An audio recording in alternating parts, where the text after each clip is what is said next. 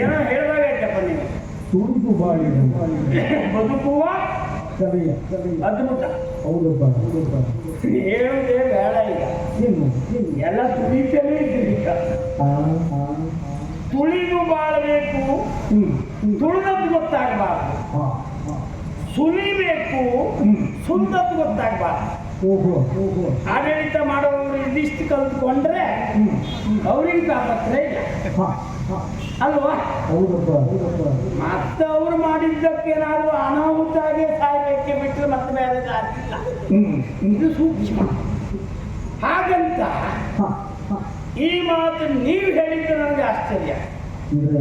ನಾನು ಅದೇ ವಿಚಾರ ಮಾಡ್ತಾ ಇದ್ದೆ. ಈ ಜನ ಹೆಡ್ರು ಸ್ವಾಮಿ, ಈ ಸಾಮಾನ್ಯ ಜನ ಅಂತಿದ್ದಾರೆ ನೋಡಿ, ಅವರು ಪಾಪ ಅವ್ರ ತಲೆಗೆ ಇದೆಲ್ಲ ಹೋಗುದಿಲ್ಲ. ಅಯ್ಯೋ ನಮ್ಮ ಉದ್ಧಾರಕ್ಕೆ ಅವರಿದ್ದಾರೆ, ನಮ್ಮನ್ನು ಒಳ್ಳೇದು ಮಾಡ್ತಾರೆ, ಈ ಭಾವನೆ ಅವರಲ್ಲಿ ಎಲ್ಲಿವರೆಗೆ ಇರ್ತದ ಅಲ್ಲಿವರೆಗೆ ಈಚೆ ಕಡೆಯವರಿಗೆ ಯಾವ ತಾಪತ್ರೆ ಇಲ್ಲ. ನಾನು ಹೇಳಿದ್ದು ಅದೇ. ಧರ್ಮ ಧರ್ಮ ಅಂತ ಹೇಳಿದ ಧರ್ಮರಾಜನ ಪರಿಸ್ಥಿತಿ ಏನಾಯ್ತು? ಧರ್ಮಕ್ಕೆ ಒಣ ಸುತ್ತತೆ ಬಿಟ್ಟರೆ ಮತ್ತೆಂಥದ್ದು ಇಲ್ಲ. ಸತ್ಯ ಹೇಳಿದಂಥ ಹರಿಶ್ಚಂದ್ರ ಹೆಂಡತಿ ಮಕ್ಕಳು ಮಾರುವ ಸ್ಥಿತಿ ಬಂತು. ಈ ಸತ್ಯ ಮತ್ತು ಧರ್ಮ ಬೇಕಾ? ನಾನು ನಿಮ್ಮದೇ ಕೇಳಿ. ಈಗ ನೀವು ಇಲ್ಲಿ ಬಂದಿದ್ದೀರಿ, ಪಾಪ ಪದ್ಯ ಹೇಳ್ತೀರಿ, ಏನಕ್ಕೂ ಗೊತ್ತಿಲ್ಲ. ಎಷ್ಟು ಸುಳ್ಳು ಪದ್ಯ ಹೇಳ್ತೀರೋ ದೇವರಿಗೆ ಗೊತ್ತು. ನೀವು ಸಾಹಿತ್ಯ ತಪ್ಪಿ ಅಲ್ಲ, ವಿಚಾರ ಹೇಳಿದ್ದು ತಪ್ಪು ನಿಮ್ಮದ್ದು ಅಂತ ನಾನು ಹೇಳಿಲ್ಲ. ಪಾಪ ಅದು ಸರಿ ಕಾಣಲಿಲ್ಲ ಅಂದ್ರೆ ಅಷ್ಟೊತ್ತಿಗೆ ಅಂತ ಮಾಡ್ತಾರೆ. ತಾಳಕ್ಕೆ ಎಲ್ಲಕ್ಕೂ ಹೊಂದಾಣಿಕೆ ಆಗಲೇಬೇಕ. ಒಂದು ಕ್ಷಣ ತಡ ಆಯ್ತು ಒಂದು ತಾಳು ತಪ್ಪುತ್ತಾರೆ. ತಾಳಕ್ಕೆ ಹೊಂದಾಣಿಕೆ ಆದ್ರೂ ಸಾಕು. ಸುಬ್ರಾಯ ಬಂದಲ್ಲ ಹೇಳುವಲ್ಲಿ ತ್ಯಾಗದ ಬಾಯಿಗೆ ಮಂಗೇಶ್ ಬಂದ ಅಂದ್ರು ಅದು ಪ್ರಶ್ನೆ ಅಲ್ಲ. ನೀವೆಷ್ಟು ಸುಳ್ಳು ಹೇಳ್ತೀರಿ ಹೇಳುವುದು ಪಾಪ ಕೇಳುವವರಿಗೆ ಗೊತ್ತಾಗುವುದಿಲ್ಲ. ಅದು ಸುಬ್ರಾಯ ಮಂಗೇಶ ಎಂತ ಉಂಟು ಅಂತ ಅವರಿಗೆ. ನೀವು ಮಂಗೇಶ ಅಂದ್ರೆ ಅವ್ರ ಲೆಕ್ಕ ಮಂಗೇಶ ಅಂತ ಲೆಕ್ಕ. ಇದು ಏನು ಮಾಡ್ಲಿಕ್ಕೂ ಇಲ್ಲ. ನಿಮ್ಮ ತಪ್ಪು ನಾನು ಹೇಳಿಲ್ಲ. ಎಷ್ಟು ಸುಳ್ಳು ಪದ್ಯ ಹೇಳ್ತರೋ, ಏನು ಅನುಭವಿಸ್ತರೋ, ಎಂಥ ಪರಿಸ್ಥಿತಿಯಲ್ಲೂ ನೀವು ಈ ಕೆಲಸ ಮಾಡ್ತೀರಿ. ಯಾಕೆ?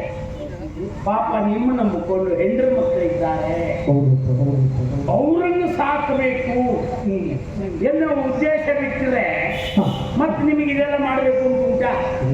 ಹಾಗಿದ್ರೆ ಹಿನ್ನೆಲೆ ಎಲ್ಲ ನಿದ್ದೆ ಇರ್ತದೆ. ಪ್ರತಿಯೊಬ್ಬರಿಗೆ ಒಂದು ಬದುಕು, ಆ ಬದುಕಿಗಾಗಿ ಮತ್ತೊಂದು ದಾರಿ. ಹಾಗಾಗಿ ನೀವು ಸುಳ್ಳು ಹೇಳ್ತೀರಿ. ಯಾಕಾಗಿ? ಹೆಂಡ್ರ ಮಕ್ಕಳಿಗಾಗಿ. ಅಂತ ಹೆಂಡರು ಮಕ್ಕಳನ್ನೇ ಮಾರುವ ಸ್ಥಿತಿ ಬರ್ತದೆ ಅಂತ ಆದ್ರೆ ಈ ಸತ್ಯ ಯಾರಿಗೆ ಬೇಕು? ನಾನು ಅದಕ್ಕೆ ತಂದದ್ದು ವಿಷಯ. ಮತ್ತೊಂದು ವಿಶೇಷ ನೋಡಿ, ಅಲ್ಲೊಂದು ಸೂಕ್ಷ್ಮ ಉಂಟು. ಧರ್ಮರಾಜ ಪಾಪ ಧರ್ಮ ಬಿಡಲಿಲ್ಲ, ಧರ್ಮಕ್ಕೆ ಕಷ್ಟಪಟ್ಟ. ಕೌರವ ಧರ್ಮದಂತೆ ನಡೆಯಲಿಲ್ಲ, ಸಾಯುವವರೆಗೂ ಸುಖವಾಗಿದ್ದ. ನೋಡಿ, ಇದು ವಿಶೇಷತೆ ಆಗಿತ್ತು ನೋಡಿ. ಹಾಗಿದ್ರೆ ಈಗ ನೀವೇ ವಿಚಾರ ಮಾಡಿ, ಕೌರವನಿಗೆ ಆ ಸ್ಥಿತಿ ಬರುವಾಗ ಹೆಚ್ಚು ಕಡಿಮೆ 70 ಮೇಲೆ ಬಿಟ್ಟರೆ 70 ಕೆಳಗಲ್ಲ. ಹಾಗಂತ ಧರ್ಮರಾಜ ಆಳಿದ್ದು ಎಷ್ಟು ವರ್ಷ ಕೇಳಿದ್ರೆ 36 ವರ್ಷ ಅಷ್ಟೇ. ಆ ನಂತರ ನೀವೇ ಸೂಕ್ಷ್ಮ ವಿಚಾರ ಮಾಡಿ. ಆಳಿದ ಧರ್ಮರಾಜನೂ ಇಲ್ಲ, ಕೌರವನೂ ಇಲ್ಲ. ಈಗ ಪ್ರಶ್ನೆ ಬೇರೆ. ಕೌರವ ಸತ್ತಿದ್ದಾನೆ, ಧರ್ಮರಾಜ ಸಜೀವವಾಗಿ ಅಲ್ಲಿ ಹೋದ ಎನ್ನುವ ಮಾತುಂಟು. ಆದರೂ ಸಂದರ್ಭಕ್ಕೂ ಹೋದ. ಇದ್ದಷ್ಟು ಕಾಲ ಸುಖಪಟ್ಟ ಕೌರವ ಇವ ಜೀವನದಲ್ಲಿ ಹೆಚ್ಚಿಗೆ ಸಮಯ ಕಷ್ಟಪಟ್ಟ. ರಾಮ ದೇವರು ಅಂತ ನಾವು ಪೂಜೆ ಮಾಡ್ತೇವೆ, ಹೌದಾ? ಹಾ, ಆ ರಾಮದೇವ್ರ ಗೋಳು ಯಾರಿಗೆ?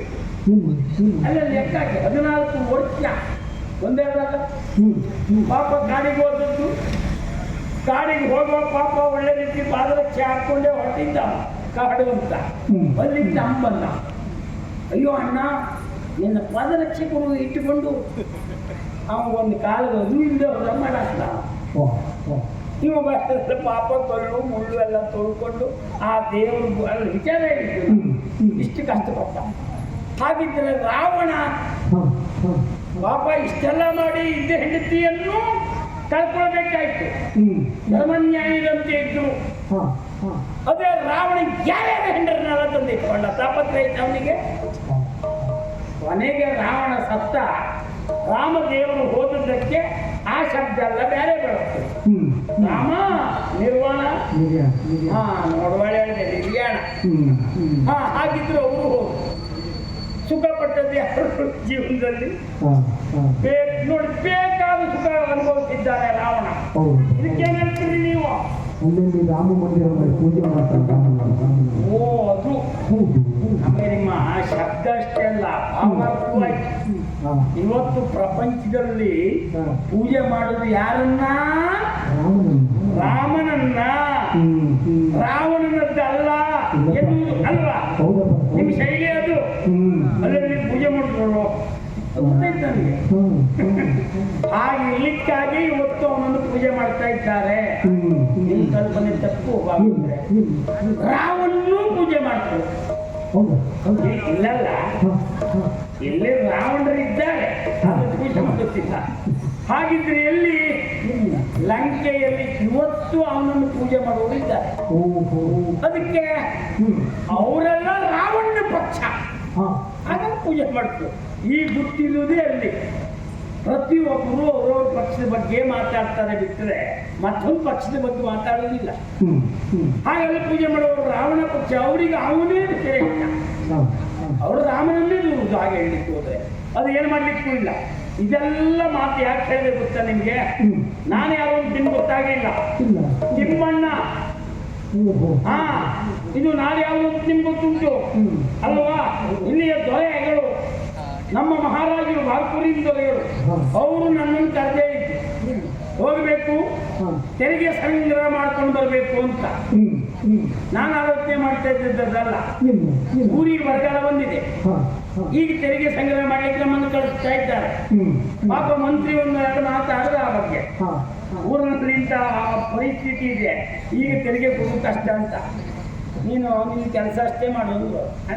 ಮಂತ್ರಿಗಳಿಗೆ ಸಂಬಳ ಬರ್ತದಲ್ಲ, ಮತ್ತೆ ಅವ್ರದ್ದು ಒಂದು ಕುಳ ಉಂಟು, ಪ್ರಶ್ನೆ ಹೇಳುತ್ತಲ್ಲ, ನಿನಗೆ ತಾಪತ್ರೆ ಇಲ್ಲ, ಅದು ನಾನು ನೋಡ್ಕೊಳ್ತೇನೆ ಅಂದು. ಅದು ಸತ್ಯ. ದೇಶದ ಮಹಾರಾಜರು ಹಾಗೆ ಹೇಳಿದ್ರು. ಆಜ್ಞೆ ಹೊರಡಿಸಿದ್ದಾರೆ, ಡಂಗೂರ ಹೊಡೆದಿದ್ದಾರೆ, ತೆರಿಗೆ ಇಷ್ಟು ಹೆಚ್ಚು ಮಾಡಲಾಗಿದೆ ಅಂತ ಜನ ಕೇಳಿದ್ದಾರೆ. ಆದ್ರೂ ಸಮಸ್ಯೆ ಏನು ಗೊತ್ತಾ? ಇವತ್ತು ನಾವು ತೆರಿಗೆ ಸಂಗ್ರಹಕ್ಕೆ ನಾವು ಮನೆ ಮನೆ ಬಾಗಿಲಿಗೆ ಹೋಗ್ಬೇಕು. ಆ ಜನ ನಮ್ಗೆ ಶಾಪ ಹಾಕುದು ಬಿಟ್ರೆ ಮಹಾರಾಜನಿಗೆ ಶಾಪ ಹಾಕುದಿಲ್ಲ. ಅವ್ರ ಲೆಕ್ಕ ಅಂದ್ರೆ ನಾವು ತೆರಿಗೆ ತಗೊಂಡು ನಮ್ಮನೆಗೆ ಹೋಗುದು ಅಂತ ಲೆಕ್ಕ. ಈ ತೆರಿಗೆ ಹೆಚ್ಚು ಮಾಡುವುದು ಇದೆಲ್ಲ ನೋಡಿ ಯಥಾರ್ಥ ಸಮಸ್ಯೆ ನಮಗೆ ಶಾಪ ಹಾಕುದು, ನಮಗೆ ಪೆಟ್ಟು ಬಿದ್ರು ಬಿತ್ತು. ಹಾಗಾಗಿ ಹೋದಲ್ಲಿ ನಾವು ಜಾಗ್ರತೆ ಮಾಡ್ಬೇಕು. ಅದಕ್ಕೆ ಒಬ್ಬನೇ ಹೋಗುದಲ್ಲ, ನಮ್ದು ಒಬ್ಬರಿಗೆ ಕರ್ಕೊಂಡೇ ಹೋಗ್ಬೇಕು. ನೋಡುವ ಯಾರಲ್ಲಿ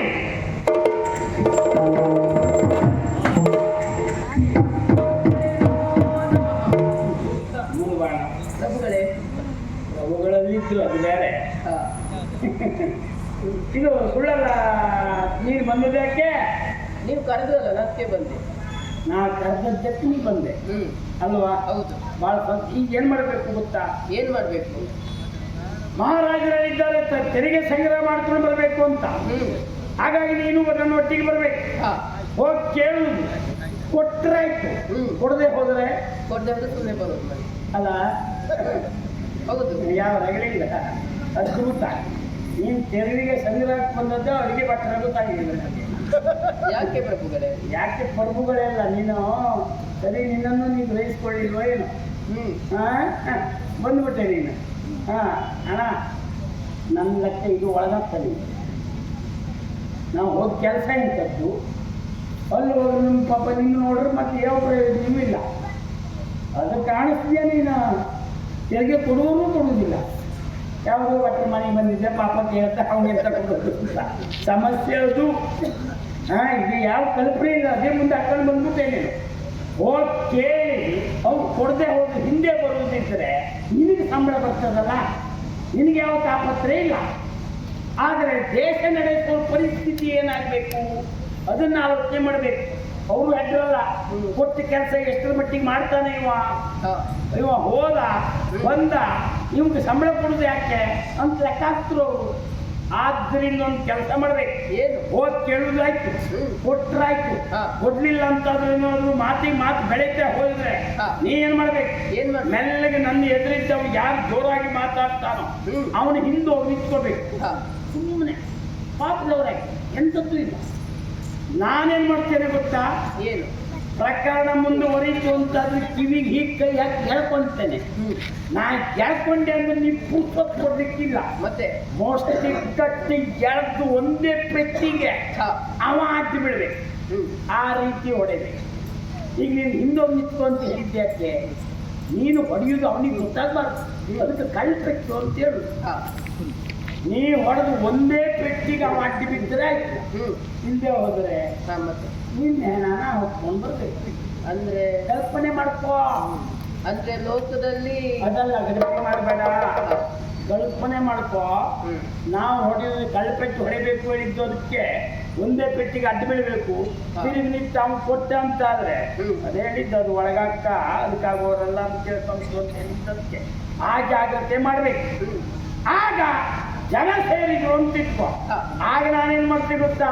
ನಿನಗೆ ಬರೀದು ಪಾಪಿ ಮಗನೇ ಮೈ ಮುಟ್ಲಿಕ್ಕೆ ಹೇಳಿದ್ದೆ, ನಾ ಹೇಳಿದ್ದೇನಾ ಅಂತ ಜೋರಾಗ್ತೆ. ಅಂದ್ರೆ ಪ್ರಭುಗಳೇ, ನಿಮ್ಮ ಮಾತಿನ ಅರ್ಥ ಹೇಗಿದೆ ಗೊತ್ತಾ? ಲೋಕದಲ್ಲೆಲ್ಲ ನೀವೇ ಒಳ್ಳೆಯವರು, ನಾವು ತೆಗೆದು ಹಾಕ್ದವರು ಅಂತ.